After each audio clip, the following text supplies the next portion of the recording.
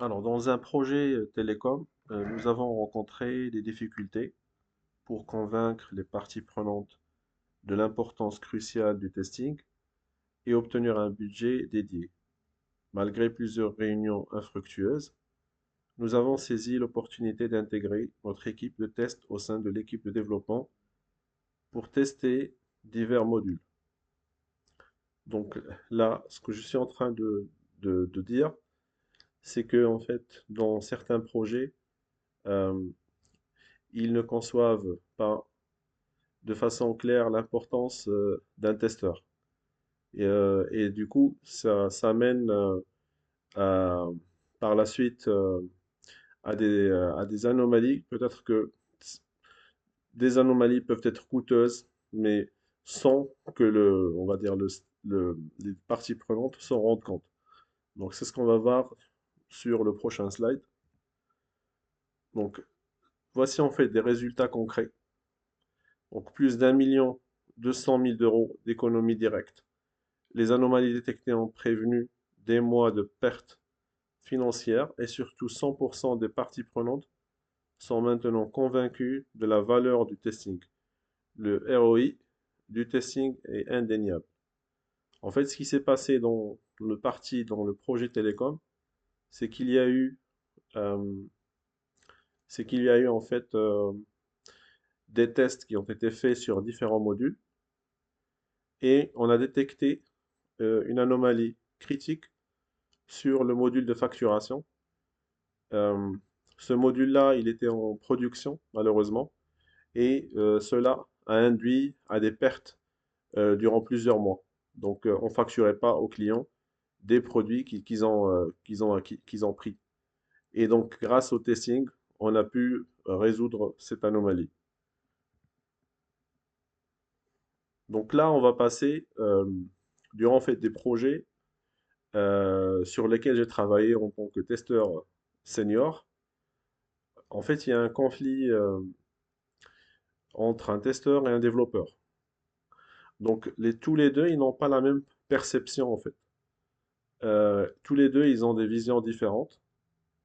Et s'ils n'ont pas, en fait, assez de maturité, que ce soit du côté testeur ou développeur, on risque, en fait, d'avoir des conflits côté projet et ça peut influencer le bon fonctionnement du projet en globalité.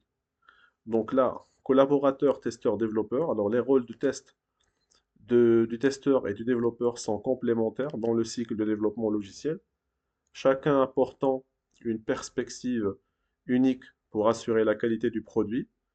Par exemple, le testeur, il valide non seulement le fonctionnement des fonctionnalités implémentées, mais vérifie aussi l'absence d'impact négatif sur d'autres parties du système via des tests de non-régression, nécessitant des compétences fonctionnelles et techniques pour analyser les dépendances et la chronologie. Donc, ce que je disais tout à l'heure sur la résolution des conflits. Alors, les conflits surgissent souvent lorsque les développeurs perçoivent le testing comme un contrôle hiérarchique plutôt qu'un croisement de vision. Donc, en fait, quand on crée une anomalie, en tant que testeur, moi, quelquefois, quand je crée des anomalies, c'est souvent mal vu par côté développeur. Alors, ceci impactant la qualité globale du projet. Le testeur ne juge pas le travail du développeur, mais apporte une validation indépendante. Réciproquement, le développeur peut signaler des erreurs dans les jeux de données de test, GDD, pour favoriser une collaboration mutuelle. Donc là, il y a aussi euh, le testeur qui peut se tromper en faisant, par exemple, en créant des anomalies fausses. Et donc, c'est le rôle du développeur de lui montrer, par exemple, les bons GDD. Ensuite, il y a la gestion des anomalies. Alors, la création d'anomalies sur des outils comme Jira ou HPALM, chose que j'ai fait durant mes expériences, peut générer des tensions si perçues comme une attaque personnelle avec des justifications fréquentes, environnement, GDD inadapté ou des corrections discrètes. Alors, une attitude professionnelle et mature de tous les parties est essentiel pour transformer ces échanges en opportunités d'amélioration sans hiérarchie entre rôles.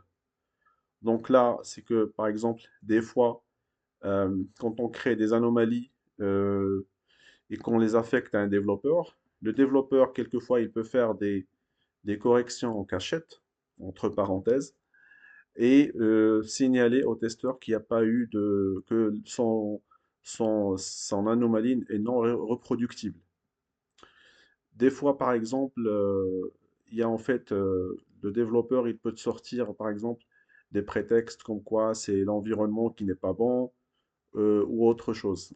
Nous, en fait, ici, on ne dit pas que le développeur, c'est lui qui est toujours fautif, non, au contraire. Par contre, il y a toujours aussi, il y a en fait, il y a euh, la responsabilité, elle est partagée entre les deux.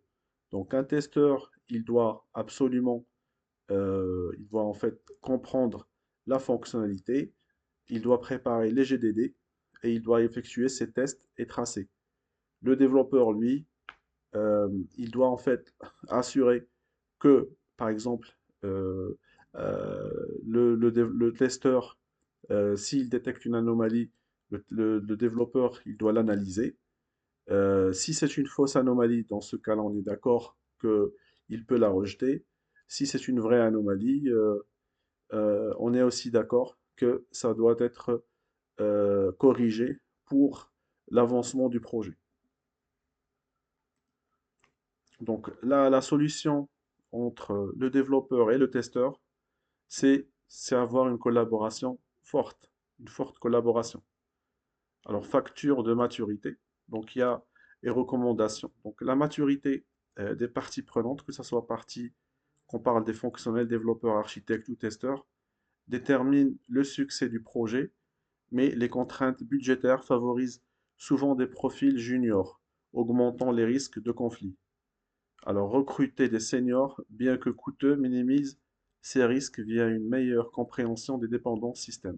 Donc là, tout simplement, côté projet, normalement, la clé de réussite, parmi les clés de réussite d'un projet, c'est d'être en fait mature, que ça soit côté développeur ou testeur.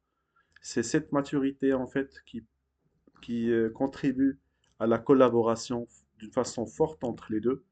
Et le projet, en fait, le premier, en fait, euh, gagnant, on va dire, de tout cela, c'est l'avancement du projet. Donc voilà.